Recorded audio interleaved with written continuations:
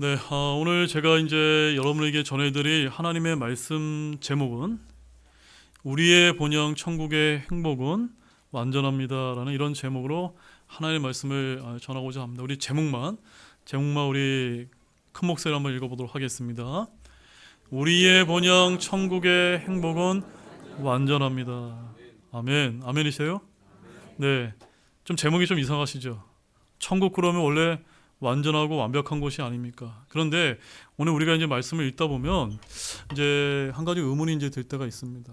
그렇지만 여러분들 그런 의문이 들 때마다 오늘 말씀을 통해서 우리가 궁극적으로 가게 될 그 천국은 정말로 저와 여러분이 상상할 수 없을 정도로 완벽하고 완전한 곳이라는 그런 믿음을 오늘 말씀을 통해서 굳게 가지시길 원합니다.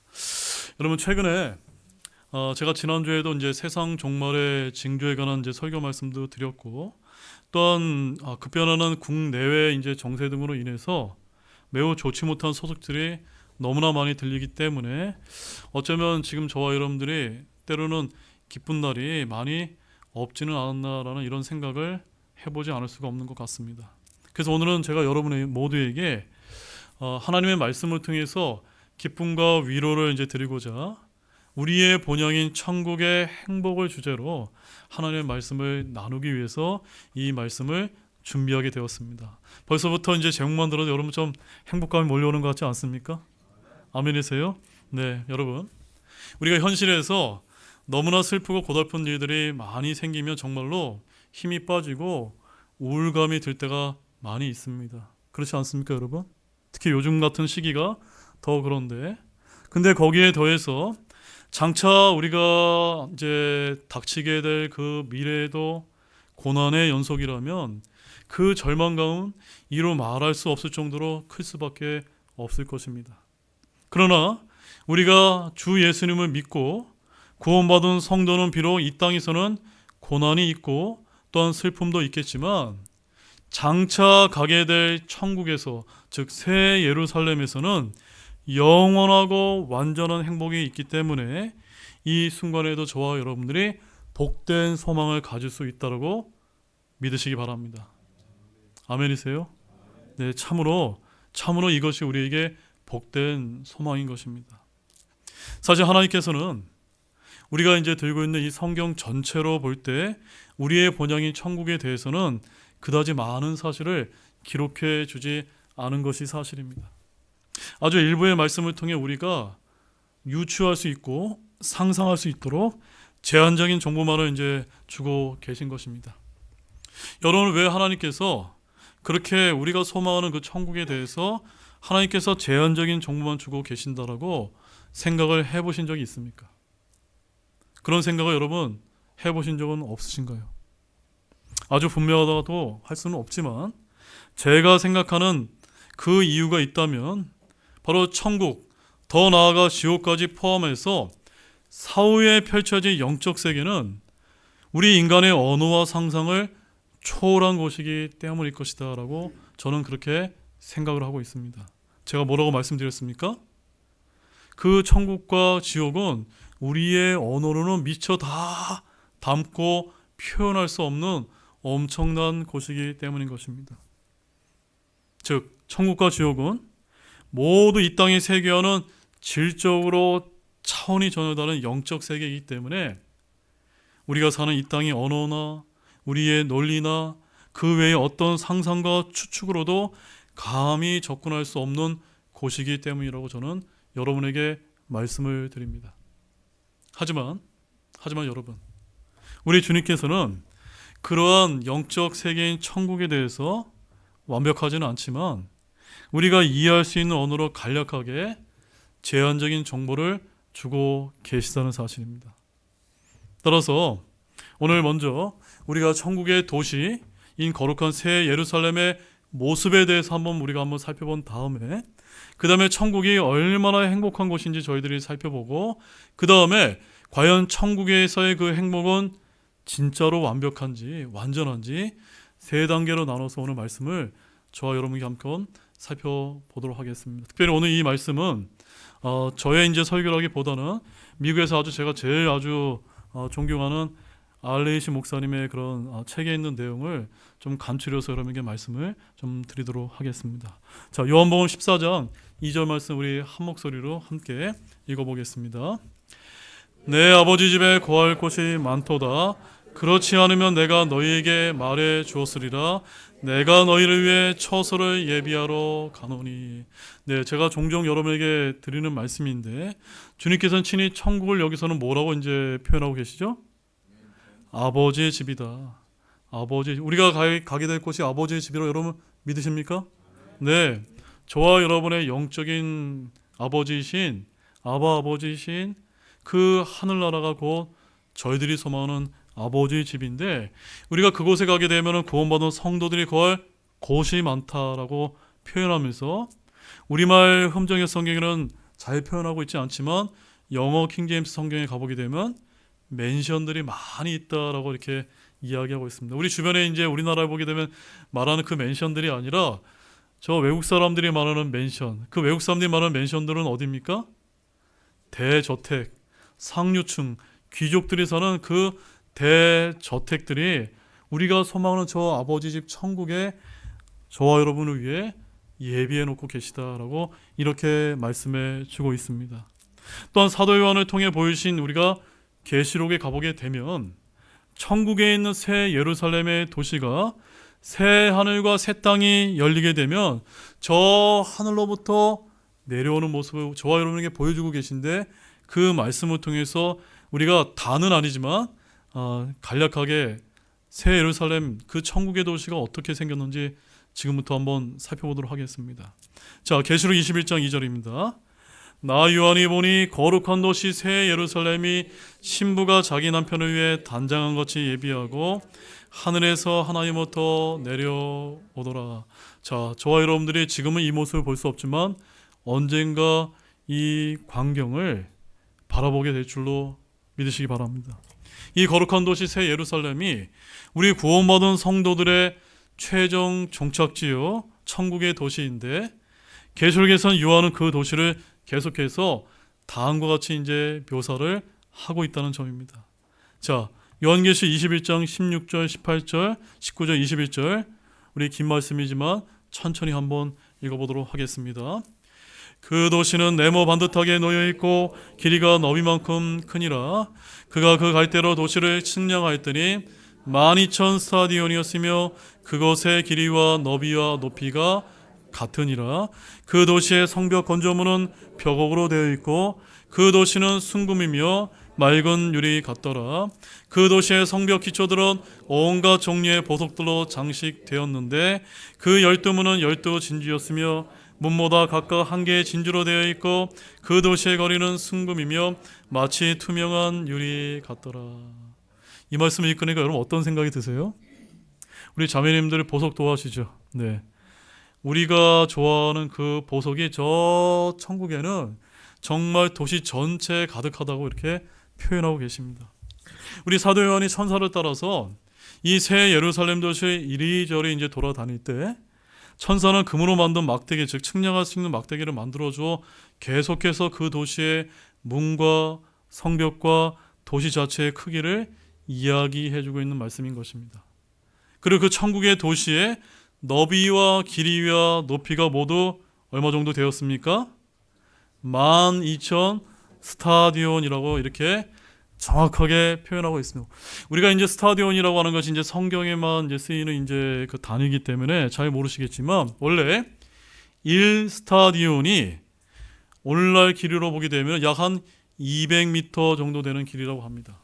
그러니까 12,000 스타디온 그러면 한 몇 킬로 정도 될 거라고 여러분 상상이 되십니까?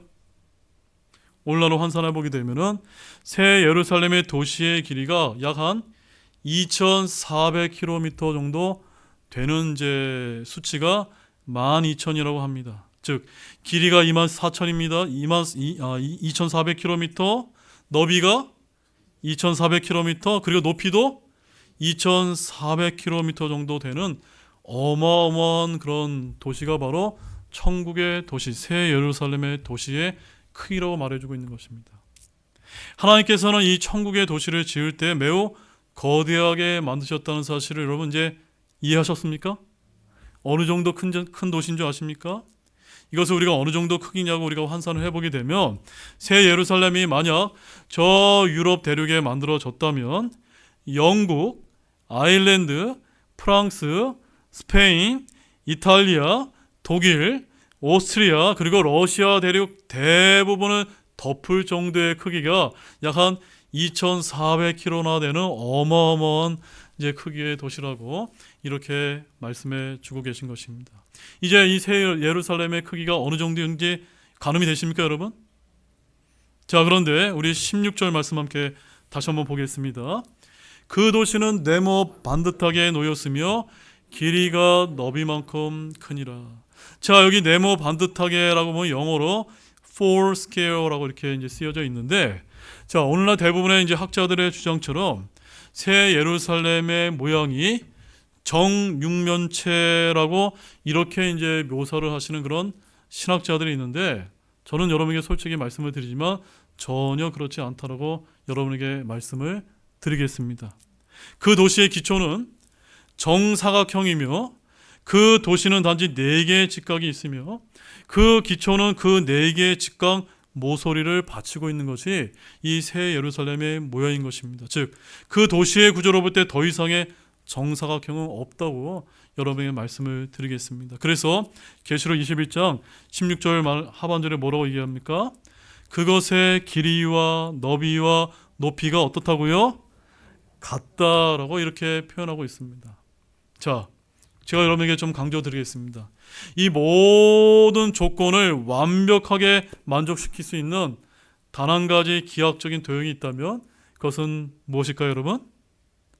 지금 제가 이제 그림에서 보여준 것처럼 피라미드 형태가 오늘 사도 요한의 말씀을 통해서 우리에게 보여주고 있는 것이 아닌가라고 여러분에게 좀 제가 솔직하게 말씀을 드립니다.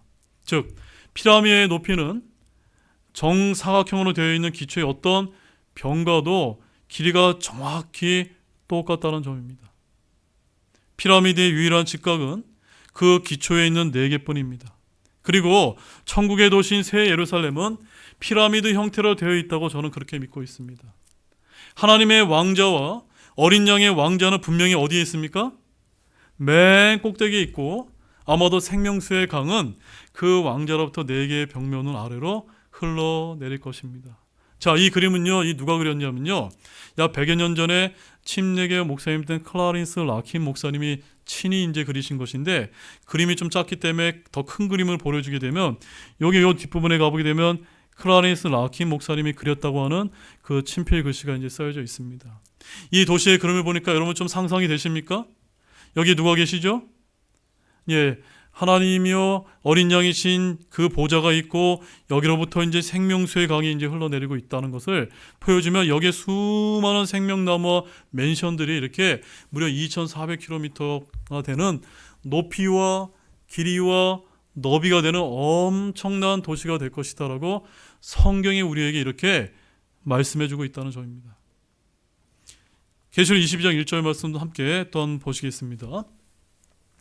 또 그가 하나님과 어린 양의 왕자로부터 흘러내려오는 수정과 같이 맑은 생명수의 정결한 강을 내게 보여주니라. 이해되셨습니까, 여러분? 네, 바로 새 예루살렘의 거리는 금으로 포장되어 있지 않고 그 거리 전체가 무엇으로 되어 있습니까?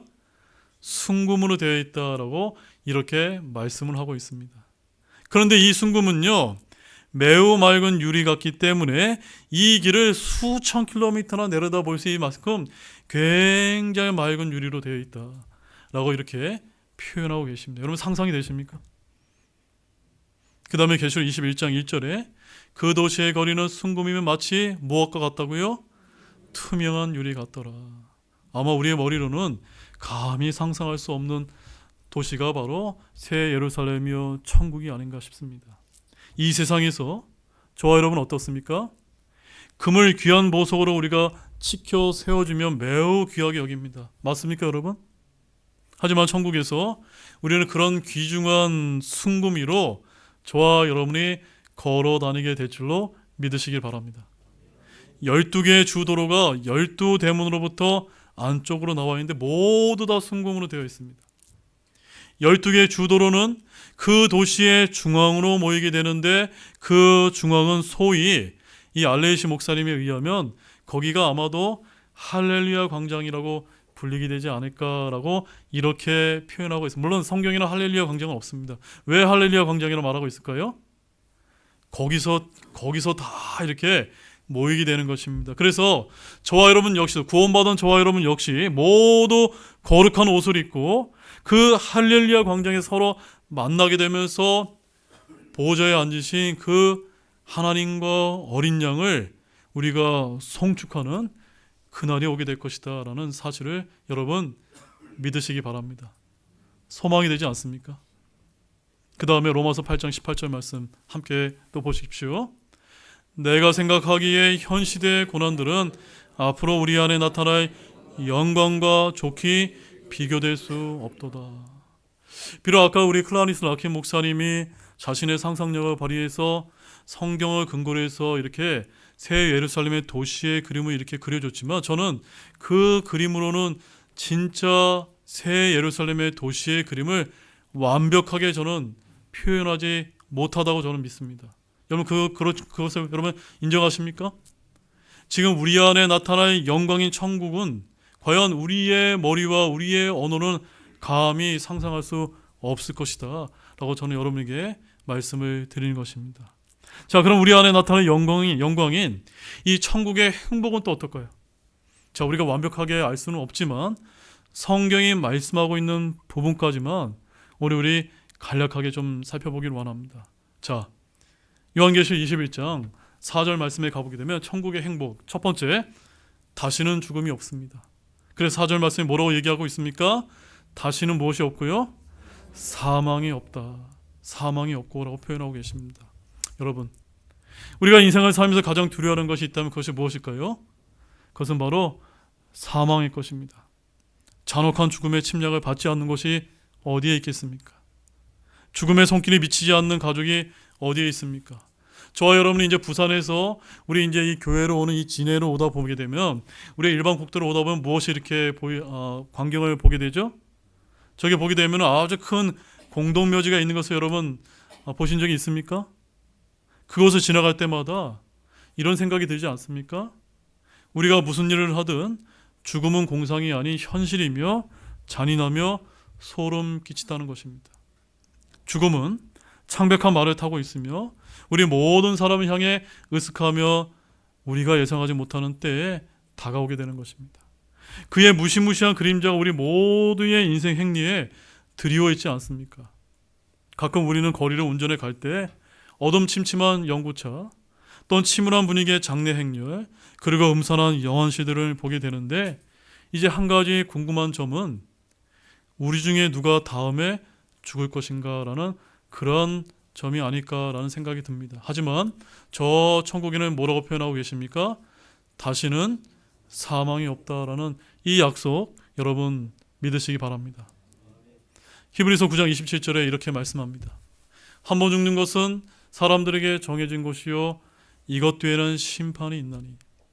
우리의 죽을 날이 언제인지 그 누구도 우리는 알지 못합니다. 젊은 사람이든 늙은 사람이든 부자든 가난뱅이든 약한 사람이든 강한 사람이든 모든 사람은 그 죽음의 창백한 말을 타고 있는 자의 공격 대상이 된다는 점입니다. 그러나 여러분, 하나님을 찬양하시기 바랍니다. 그 창백한 말을 타고 있는 죽음의 말의 등에서 떨어져서 다시는 올라탈 수 없는 그때가 다가오고 있기 때문입니다.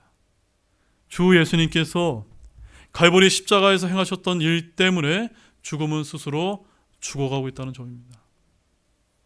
우리 고린도전서 15장 54절에서 57절 말씀 함께 큰 목소리로 함께 읽어보도록 하겠습니다.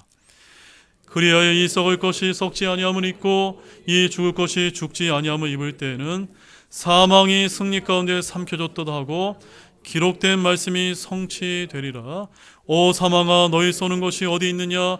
오 무덤아 너희 승리가 어디 있느냐? 사망에 쏘는 것은 죄요 죄의 힘은 율법이니라. 그러나 우리 주 예수 그리스도를 통해 우리에게 승리를 주시는 하나님께 감사를 드리노라. 여러분, 참으로 아멘이지 않습니까? 아마 이 자리에 앉아 계신 분들 가운데 여러분이 진정으로 주 예수님을 믿고 구원받으셨다면, 비록 우리가 첫째 사망에 임하게 될지는 모르지만 언젠가 똑같이 55절에 말씀하는 오 사망아 너의 쏘는 것이 어디 있겠느냐, 오 무덤아 너의 승리가 어디 있느냐라고 우리가 저 하늘 아래에서 노래하게 될 줄로 굳게 믿으시기를 바랍니다. 고린도전서 15장 26절에는 또 이런 말씀이 있습니다. 멸망받을 마지막 원수는 뭐라고요? 사망이니라. 사망이니라. 이 말씀 굳게 믿으시기 바랍니다. 참으로 하나님을 송축하기를 원합니다. 우리는 다시는 죽음이 없으려는 이런 주님의 틀림없는 약속의 말씀을 굳게 붙들어야 되는 것입니다. 죽음은 과거에도 이 세상에서 저와 여러분의 행복을 빼앗아갔고 지금도 계속해서 빼앗아가고 있습니다. 그러나 영원히 죽어버린다면 우리의 행복을 잃어버린 일은 결코 일어나지 않을 것이기 때문입니다. 즉 천국, 즉 하늘나라에서는 다시는 사망의 두려움 때문에 우리가 슬퍼할 일도 없고 또한 우리의 행복을 잃어버릴 일도 없음을 믿으시기 바랍니다.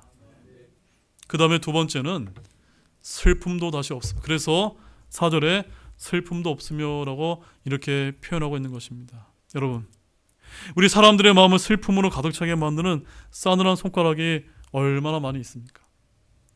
우리의 삶에서 우리가 지금은 어떤 위치에 있든 간에 우리의 행복에 침침한 그림자를 가져다주는 마음의 슬픔들을 우리가 피할 수 없을 때가 참으로 많이 있다는 점입니다. 우리가 이 땅에서 살아가는 동안 슬픔은 모든 삶의 구석구석에 숨어 있다는 점입니다. 그러나 어떠한 슬픔도 결코 넘지 못할 끄떡없는 경계선이 있는데 그 경계선은 바로 이 땅과 천국을 나누어 놓고 있는 그 경계선임을 믿으시기 바랍니다. 천국 위에서는 결코 행복이 우리로부터 달아날 수 있습니까? 없습니까? 없습니다. 그 멋진 곳에는 가슴 아픈 일이 절대로 일어나지 않을 것입니다. 싸늘한 그림자가 느닷없이 들이닥쳐 마음을 슬프게 하는 일도 절대로 일어나지 않을 것입니다. 그래서 예수님께서는 바로 저와 여러분을 위하여 영원한 슬픔의 잔을 친히 마시셨기 때문에 그 슬픔의 잔은 텅 빈 상태로 비워져 있음을 믿으시기 바랍니다. 그 다음에 세 번째는 거기는 무엇이 없습니까? 울부짖음이 다시는 없다는 점입니다. 여러분, 이 말씀은 단지 눈물을 흘리는 것에 대해서 이야기하지 않습니다. 이것은 사람을 울도록 만드는 영혼의 신음이나 한탄을 말하고 있는 것입니다. 사람은 어떻습니까? 울부짖으며 이 세상에서 태어나서 신음을 하면서 이 세상을 떠나게 되어 있지 않습니까? 요람에서 무덤까지 사람은 종종 어찌할 수 없는 울부짖음 속에서 살아가게 되는 것입니다. 공포와 투쟁, 과실과 압박, 또한 손해와 위협, 또한 비탄과 좌절된 소망, 또한 공군과 피로 등과 같은 것으로 인해 사람들은 날마다 울부짖는 것이 우리의 인생이 아닙니까? 사람의 비참한 울부짖음이 이 세상 곳곳마다 울려 퍼져 있지 않습니까? 그러나 사랑 여러분, 염려하지 마시기 바랍니다. 만약 여러분이 예수님을 믿고 다시 태어나서 예수님의 피로 여러분의 죄들이 용서받은 하나님의 자녀가 분명합니까 여러분? 그렇다면 저는 여러분에게 기쁜 소식을 전해줄 수 있다고 믿습니다. 바로 하나님의 천국에서 울려 퍼지는 할렐루야 함성이 여러분의 비탄한 소리를 영원히 없애버릴 것이기 때문입니다. 그리고 다시는 울부짖음이라는 것이 없게 될 줄로 믿으시기 바랍니다. 그 다음에 마지막 네 번째는 무엇이 없습니까? 아픔도 다시는 없다는 점입니다. 즉 고통이 없다는 점입니다. 그래서 4절에는 아픔도 다시는 없으리니. 여러분, 우리의 이 죽을 수밖에 없는 육체가 처한 무시무시한 아픔을 한번 생각해 보시기 바랍니다. 우리의 육체를 괴롭히는 아픔이 얼마나 많은 사람들의 행복을 꺾어버릴 때가 얼마나 많이 있습니까? 아담과 이브가 타락했을 때 하나님께서는 인생에서 고통받는 것이 바로 아담과 이브의 운명이 될 것이다 라고 그들에게 가르쳐 주신 말씀 여러분 기억나십니까? 자, 그 말씀 한번 보시겠습니다. 자, 창세기 3장 16절에서 17절 말씀 함께 우리 한 목소리로 읽어보겠습니다. 여자에게 이르시되 내가 내 고통과 수태를 크게 늘리리니 내가 고통 속에서 자식들을 낳을 것이며 또 너의 열망이 내 남편에게 있겠고 그가 너를 다스릴 것이기라 하시며 아담에게 이르시되 내가 내 아내의 음성에 귀를 기울이고 내가 내게 명령하여 이르기를 너는 그것에서 나는 것을 먹지 말라 하고 말한 그 나무에서 나는 것을 먹었으므로 땅은 너로 인해 저주를 받았고 너는 평생토록 고통 속에서 땅의 소산을 먹으리라. 자, 이 말씀은 우리에게 무엇을 보여주고 있습니까? 바로 첫사람 아담과 이브가 타락하여 죄를 지었기 때문에 우리에게 무엇이 찾아왔다는 겁니까? 고통이요 아픔이 우리 삶에 들이오게 되었다는 것이 무엇 때문입니까? 죄 때문임을 말씀하고 주고 있는 것입니다. 타락한 우리 인간들은 전쟁과 범죄와 박해 속에서 서로 고통과 아픔을 주고받으며 살아가고 있는 것입니다. 우리는 평범한 인생 속에서 예기치 못한 고통을 받으며 살아가고 있는 것입니다. 또한 여러분 어떻습니까? 여러분 가운데 두통 때문에, 또한 치통 때문에, 또한 디스크 때문에, 또한 위염 때문에, 또한 탈구된 관절 때문에, 또한 부서진 팔다리 때문에, 또한 끊어진 인대 때문에, 또한 수술을 받아서, 또한 상처를 꿰매는 바늘과 상처 붙이기 등등으로 인해서 여러분의 육체 가운데 고통과 아픔을 느끼는 분이 많이 있지 않습니까? 그런데 여러분, 하나님을 찬양하기를 원합니다. 우리가 소망하는 우리의 본향 천국에서는 더 이상 의사의 사무실도, 진료실도, 병원도, 구급차도, 들것 등도 필요 있습니까? 없습니까? 다 필요 없는 것입니다. 목발도 필요 없습니다. 지팡이도 필요 없습니다. 휠체어도 다 필요 없게 될 것입니다. 또한 여러분들이 아플 때마다 먹는 아스피린이나 처방약이나 타이노레 같은 진통제와 소화제 같은 것도 다 없게 될 것입니다. 우리는 절대로 다시는 병들거나 허약하거나 늙지 않을 것입니다. 할렐루야입니까 여러분? 천국에 계신 아버지의 집에는 우리에게 고통과 아픔을 줄 수 있는 것은 아무것도 없을 것이라고 말씀하고 있는 것을 굳게 믿으시기 바랍니다.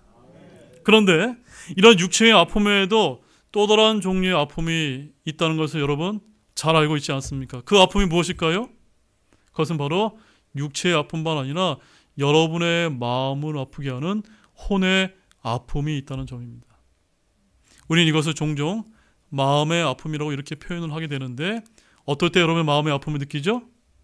여러분이 누군가에게 배반을 당해서 험담을 당해서 또 불신과 가혹한 말과 또 태자 맞은 사랑, 오해, 치욕, 버림받은 등에 있어 생겨나는 정신적인 아픔이라는 것입니다. 그런데 이런 아픔이 저 천국에서는 있습니까? 없습니까?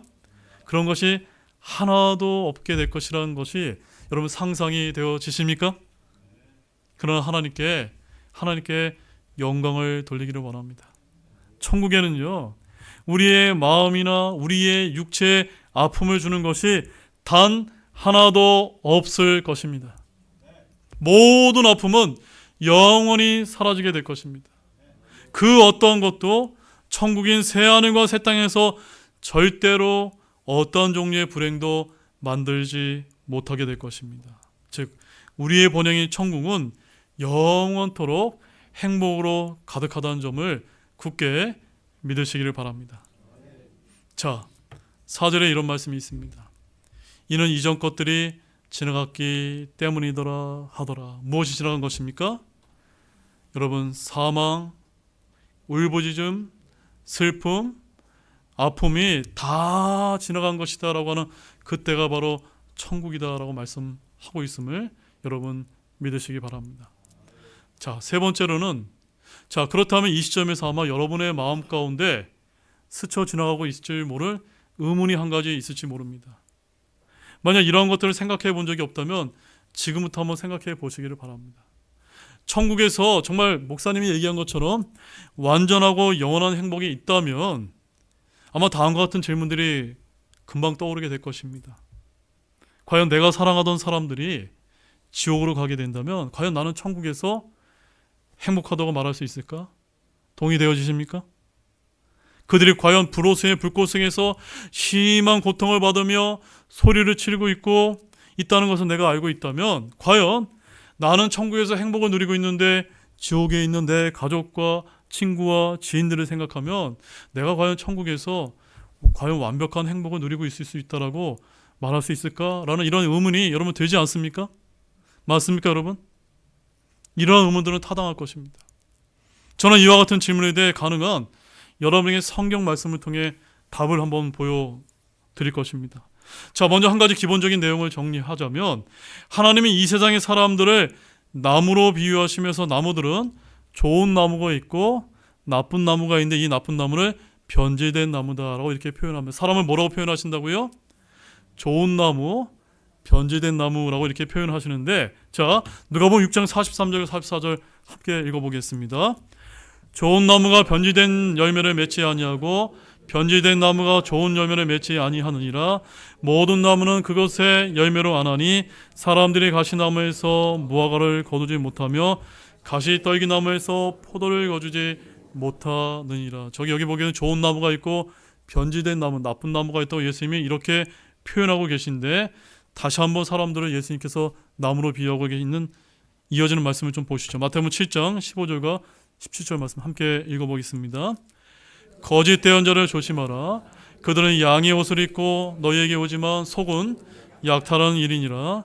너희가 그들의 열매로 그들을 알리니 사람들이 가시나무에서 포도를 또는 엉겅퀴에서 무화과를 거두겠느냐. 이와 같이 좋은 나무마다 좋은 열매를 맺되 변질된 나무는 나쁜 열매를 맺나니. 자, 나쁜 사람들, 즉 변질된 나무들처럼 파멸당하게 될 운명이라는 것을 우리는 상식으로 알고 있습니다. 그런데 예수님의 다음 말씀에 여러분 주목해서 보시기 바랍니다. 누가복음 13장 6절과 7절 말씀인데 우리 큰 목소리로 6절과 7절 말씀 함께 또 이어서 보겠습니다. 그분께서 또한 이 비유를 말씀하시되 어떤 사람에게 자기 포도원에 심은 무화과나무 한 그루가 있었는데 그가 와서 그것의 열매를 구하였으나 하나도 찾지 못하였으므로 그때 그가 자기 포도원지기에게 이르기를 보라, 내가 이 3년 동안 와서 이 무화과나무에서 열매를 구하되 하나도 찾지 못하리니 그것을 베어버리라. 어찌할 것이 땅에 버리게 하겠느냐 하며. 자, 여러분 잘 보십시오. 하나님께서 사람을 무엇으로 표현하셨습니까? 나무들로 이제 비유를 하고 계신데 주님께서 이것은 구원해 주시고 열매 맺는 나무로 심어 주셨는데 그 목적을 제대로 이루지 않는 구원받은 크리스천들을 여기서 묘사해 주고 있는 것입니다. 즉 하나님의 자녀라도 자기의 아버지 하나님은 너무 멀리 떠밀어 버릴 수 있습니까? 없습니까? 버릴 수 있습니다. 그러면 주님은 그의 생명을 빼앗아 가버리시게 될 것입니다. 즉 주님께서는 그 나무를 어떻게 하시죠? 베어버리시게 될 것이라는 사실입니다. 여기서 어떻게 나무가 쓰러질 것인가 하는 것에 대한 특별한 관심을 갖고 살펴보기를 원합니다. 자, 앞서 살펴본 성경 말씀에 예수님께서는 이렇게 말씀하셨습니다.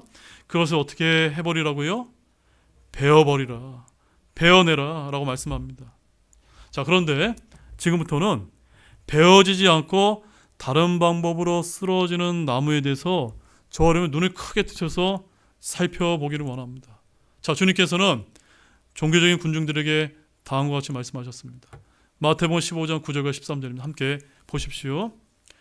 오히려 그들이 사람들의 명령을 교리로 가르치며 내게 헛되이 경배하는도다 하였느니라 하시니라. 그분께서 대답하여 이르시되 내 하늘 아버지께서 심지 아니하신 초목마다 뿌리채 뽑힐 것이기 때문이라. 자, 무슨 말씀이냐면 우리가 좋은 나무로 살도록 하나님께서 우리를 이 땅에 심어 주셨는데 우리가 좋은 열매를 맺지 못하면 주님께서 어떻게 하시죠? 그것을 베어버리십니다. 베어버린다는 게 무슨 뜻입니까? 우리의 생명을 앗아가실지도 모른다는 것입니다. 자, 그런데 좋은 나무로 심었는데 그 나무가 좋은 나무가 되지 못하고 구원받지 못한 변질된 나무가 되었을 때는 그 나무를 어떻게 해버리죠? 여기서 어떻게 해버립니까? 뿌리채 뽑아버리신다는 것입니다. 자, 우리가 얼마 전에 이제 우리 교회 안에 이제 화단을 이제 정리하면서 그 나무를 어떻게 해버렸습니까?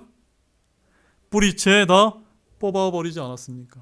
그래서 뿌리채 뽑아버리게 되면은 그 자리에 그 나무가 있었던 것이 보임 증거로 남습니까? 안 남습니까? 전혀 남아있지 않은 것입니다. 즉, 나무가 쓰러지는 방법을 지금까지 살펴본 것과 상당한 차이가 있는 것입니다. 잘 기억하십시오. 여기 나오는 초목, 나무는 하나님의 말씀을 따르기보다는 오히려 사람들의 전통에 기초로 둔 어떤 잘못된 종교를 따랐던 사람들, 즉 구원받지 못한 사람을 가르쳐주는 것입니다. 그런 사람들은 예수님이 아닌 다른 것을 믿었거나 구원받기 위해 예수님과 다른 것을 믿었던 사람을 말해주는 것입니다. 그래서 그들은 어땠죠? 구원받지 못한 것입니다. 이처럼 구원받지 못한 사람은 베어지는 것이 아니라 어떻게 되죠? 뿌리채 뽑히게 된다고 말씀하고 있는 것입니다. 즉, 베어진 나무는요, 우리의 기억 속에 기억이 될 것입니다. 그 나무의 그루터기는 그 자리에 계속 남아있게 될 것입니다. 또 계속해서 뿌리도 내리고 있을 것입니다. 그러나 뿌리채 뽑힌 나무는 나무 줄기, 그루터기, 뿌리가 다 없어졌기 때문에 우리는 이것을 완전히 어떻게 하는 거죠? 잊어버리게 된다는 점입니다. 그 결과 마치 그 나무가 그 자리에 살지 않았던 것처럼 여겨지게 될 것이라는 점입니다. 그래서 유다는 구원받지 못한 사람들에 대해서 다음과 같이 이제 경고하고 있습니다. 유다서 12절과 13절 함께 보겠습니다. 이들이 너희와 함께 잔치를 할 때 두려움도 없이 먹으니 그들은 너희의 사랑의 잔치에 얼룩이니라. 그들은 바람에 밀려다니는 물 없는 구름이요 열매가 시들고 열매가 없으며 2번 죽어 뿌리채 뽑힌 나무요 자기 수채의 거품을 뿌리 뽑는 바다의 성난 물결이며 떠돌아다니는 별들이니 그들 위에 캄캄한 어둠이 영원토록 예비되어 있노라. 자, 캄캄한 어둠이 영원토록 예비되어 있는 것은 뭘 보여주는 것입니까? 영원한 지옥이요 불호수에 떨어져 그 구원받지 못한 사람의 운명을 말해주는 것입니다. 그런데 12절 말씀에 그들이 어떤 곳과 똑같다고 말씀하고 있죠? 2번 죽어 뿌리째 뽑힌 나무다. 우리가 이것을 어디서 많이 들었죠? 요한계시록에 가보게 되면 둘째 사망을 이제 말해주고 있는 것입니다. 그들은 한 번 죽은 것이 아니라 몇 번 죽은 자들입니까? 2번 죽어 뿌리채 뽑힌 나무 같다는 것입니다. 바로 구원받지 못한 사람들은 솔로몬이 예루살렘에 살던 것으로 묘한 사악한 사람들과 같게 될 것이라고 이렇게 표현하고 있는 것입니다. 다음의 말씀을 보십시오. 전도서 8장 10절입니다. 솔로몬이 어떻게 표현하고 있습니까? 이렇게 내가 사악한 자들이 묻히는 것을 보았는데 그들은 왔다가 거룩한 자의 처소를 떠났으며 자기들이 그렇게 행한 도시에서 잊혔나니 이것도 헛되도다. 제가 여러분에게 질문을 드리겠습니다. 구원받지 못한 자들을 여기서 사악한 자다라고 이렇게 솔로몬이 표현하고 있는데 왜 헛되다라고 이렇게 표현하고 있을까요? 왜 헛되다고 표현하고 있을까요? 그들의 죽음은 어떤 죽음입니까? 2번 죽어서 뿌리채 뽑힌 둘째 사망에 처할 자들이기 때문에 그들의 기억은 저 천국에 있는 그들의 구원받은 가족들과 그들의 기억에서 어떻게 된다는 겁니까? 완전히 잊힌 바가 된다는 것입니다. 마치 천국에 가게 되면 내 남편, 내 부인, 내 자식, 내 부모님이 구원받지 못해서 내가 천국에 가 있으면 기쁩니까? 슬픕니까?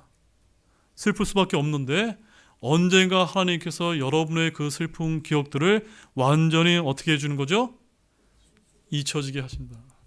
마치 우리에게 이제 잊힌 바 되게 만들어 주신다는 겁니다. 여러분, 이건 참으로 두려운 일이 아닐 수가 없는 것입니다. 잊혀진 사람들은 모든 사악한 사람들과 함께 있게 될 것입니다. 그들은 뿌리채 뽑힌 나무처럼 될 것입니다.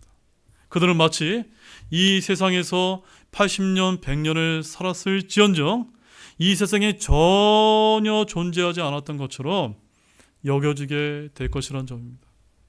영원한 새 예루살렘에서 살게 된 구원받은 우리 신자들은 그들을 영원히 잊어버리게 될 것입니다. 하나님께서 어떻게 그렇게 그와 같은 일을 행하시게 될지 우리의 머리로는 상상할 수 없을 수수께끼와 같은 일이지만 우리 하나님께서는 그렇게 분명히 하시게 될 것입니다. 여러분 이것을 믿으십니까? 이제 결론의 말씀을 드리도록 하겠습니다. 여러분, 우리가 지금까지 살펴본 이 요한계시록 21장 4절 말씀처럼 그때가 되면 더 이상 눈물도 사망도 울부짖음도 아픔도 없는 완전한 안식처에서 영원토록 우리 하나님과 함께 거하게 될 줄로 믿습니다. 왜냐하면 이제는 지옥에 있는 사랑하는 가족과 또한 친구들에 대한 괴로운 기억들 때문에 영원한 안식처에서 사는 성도들의 행복이 망쳐지거나 사라지는 것을 우리 하나님께서는 더 이상 허락지 않을 것이기 때문입니다. 불호수에 있는 구원 받지 못한 가족들은 마치 전혀 세상에 살지 않았던 것처럼 여러분의 기억 속에서 잊혀지게 될 것입니다. 가족들이 지옥에서 고통받고 있다는 기억은 새 예루살렘에 살고 있는 구원받은 성도들의 마음속에서 완전히 사라지게 될 것입니다. 또한 그곳에 어둠이 없고 주님이 비춰주신 그분 자신의 영광스러운 빛 가운데 영원히 거하게 될 것입니다. 지금 이 땅에 살아가는 사람들은 살면서 삶이 힘들고 지쳐서 눈물을 흘릴 때가 참으로 많이 있습니다. 또한 건강이 좋지 않아 많이 아플 때가 있고 그 때문에 주님께 울부짖을 때가 많이 있습니다. 또한 지은 죄들 때문에 완전한 화평과 안식을 누릴 때도 있으며 탄식할 때는 얼마나 많이 있습니까? 아마도 비록 죽어서 하늘나라에 가 있어도 자기 자신은 영원한 안식을 누리지만 사랑하는 이들을 생각하면 눈물이 날 수 있을지도 모릅니다. 그러나 여러분, 그러나 사랑하는 형제자매 여러분, 우리의 본향 저 천국, 저 나아가서 궁극적으로 새 예루살렘에 우리 모두가 다 들어가게 되면 우리는 영원한 생명을 누리며 주님과 같은 영광스러운 몸을 입고 완전하고도 영원한 안식과 완전한 행복을 누리게 될 것입니다. 여기 계신 모든 분들이 단 한 분도 빠지지 않고 그와 같은 축복을 다 누리는 모든 분들이 되시기를 주님의 이름으로 간절히 축원합니다. 우리 다 같이 일어나시겠습니다.